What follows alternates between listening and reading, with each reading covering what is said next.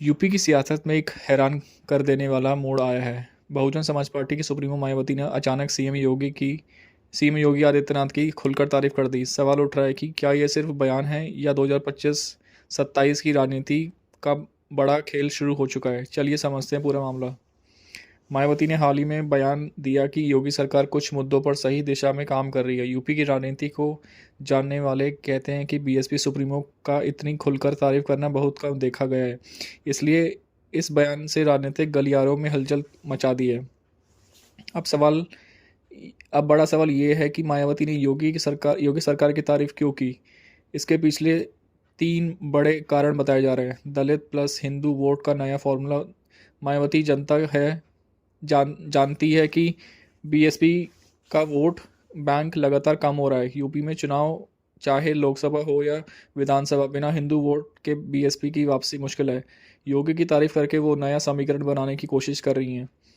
BJP से दूरी कम करने की रणनीति। पॉलिटिकल एक्सपर्ट का मानना है कि 2027 के यूपी चुनाव से पहले बीएसपी भाजपा का इशू बेस्ड अंडरस्टैंडिंग बन सकती है।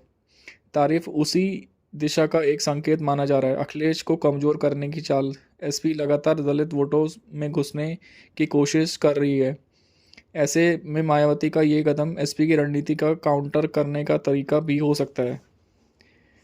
विपक्ष विपक्ष के लिए क्या मायने हैं।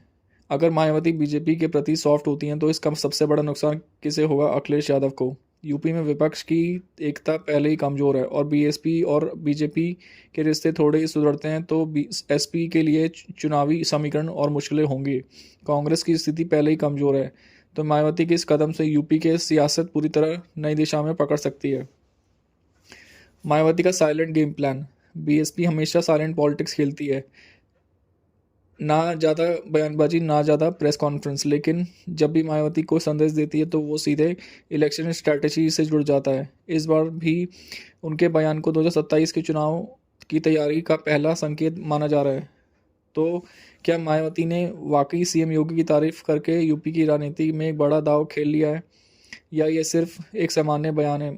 आपको क्या लगता है? कमेंट में अपनी राय ज़रूर बताएं। वीडियो को लाइक और चैनल को सब्सक्राइब करना ना भूलें। धन्यवाद।